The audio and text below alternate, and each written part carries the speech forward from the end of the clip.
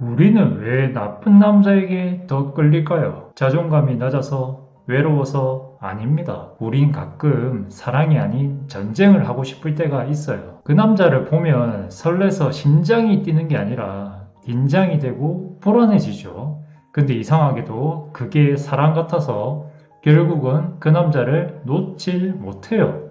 근데 기억하세요. 그 남자가 당신 인생을 흔드는 건 당신이 그에게 반응하고 있기 때문입니다. 이제 주도권은 당신 손에 제발 지세요. 더 이상 제발 당하지 맙시다. 여러분, 착한 여자는 나쁜 남자를 절대 바꿀 수 없습니다. 하지만 똑똑한 여자는요, 나쁜 남자를 제압해요. 계속 밀당하고 연락 끊고 감정적으로 휘두르는 그 남자, 그놈 이제 조련 들어갑니다. 오늘도 마지막이 제일 중요하니까 제발 끝까지 믿고 보세요. 바로 가 보시죠. 먼저 나쁜 남자의 정체를 파악해야 됩니다. 일단 적을 알아야 싸울 수 있으니까요. 나쁜 남자도 급이 제각각 다릅니다. 밀당 잘하는 나쁜 놈 같은 경우는 갑자기 연락 끊고 다시 나타나고 밀고 당기며 감정의 주도권을 잡습니다. 당신의 불안을 무기로 만드는 남자죠. 그리고 가스라이팅 잘하는 남자는 내가 다 너 위해서 그러는 거야. 너 그때도 그랬잖아. 나만 이런 거 느껴? 이러면서 결국엔 당신이 미안하게 만들고 당신을 죄인처럼 만들어요. 그리고 무관심의 형의 경우에는 감정도 관심도 없다가 갑자기 한 번씩 다정해지고, 다시 말해 이런 남자는 희망 고문형입니다. 마지막으로 플레이보이 형은 다 알겠지만 당신만 만나는 게 아닌 못된 남자입니다. 이 네 가지 유형 중에서 하나라도 해당된다면 지금부터 어떻게 조련해야 되는지 알려드릴게요. 나쁜 남자한테 당신의 감정을 주는 건 수류탄 안전핀 뽑아서 그놈에게 무기를 갖다 받쳐주는 거예요. 나쁜 남자는요, 당신 반응을 먹고 삽니다. 당신이 화내는 그 순간 그들은 속으로 웃고 있습니다. 그런데 연락 잠시 끊겼다고 당신이 감정 폭발하면 그놈은 확신을 얻습니다. 얘는 아직 나한테 미쳐있구나 라고 생각해요. 그가 해피했는데도 당신이 붙잡으면 그놈은 또 이렇게 생각합니다. 아, 됐어. 이거 먹히네.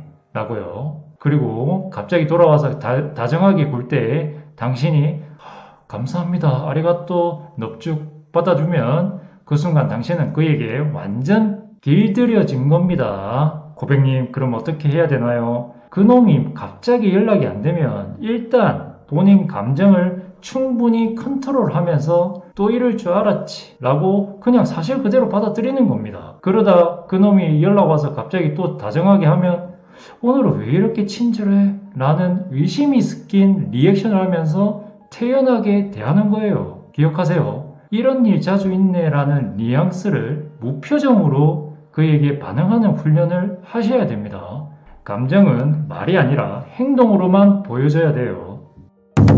계속해서 나쁜 남자만 끌리는 여자들 공통점이 뭔지 아세요? 쉬질 않습니다. 그리고 마음에 공백이 없고 감정이 쉬지를 못해요. 이별하자마자 새로운 인연 찾기, 이건 결국 비슷한 패턴으로 다시 끌려 들어갑니다. 외로움을 못 견디고 사람에게 의존하는 순간 당신의 감정 파괴자들이 반드시 다시 몰려듭니다. 고객님, 그럼 어떻게 해야 되나요? 감정 단식 기간을 설정해 보세요. 그러니까 잠시 제발 테이크 레스트. 사람도 좀 안 만나고 영화도 좀 혼자 보고 글도 한번 써보고 잘 안 하던 운동도 내 건강을 위해 좀 해보고 내 감정의 중심을 나에게 다시 가져오는 연습을 하셔야 됩니다.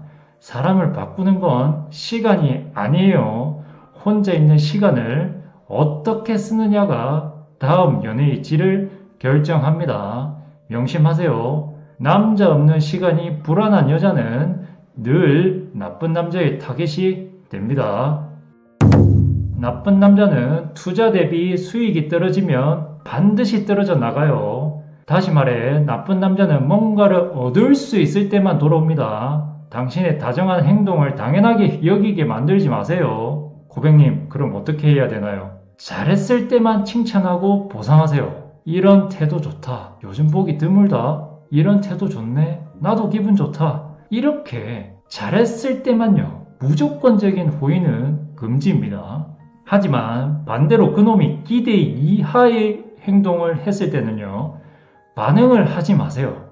원래 제일 무서운 게 무관심입니다. 기억하세요. 개도 시킨 대로 잘할 때만 간식을 줘야 말을 잘 듣습니다. 이런 남자한테는요, 이 방식이 의외로 잘 통합니다.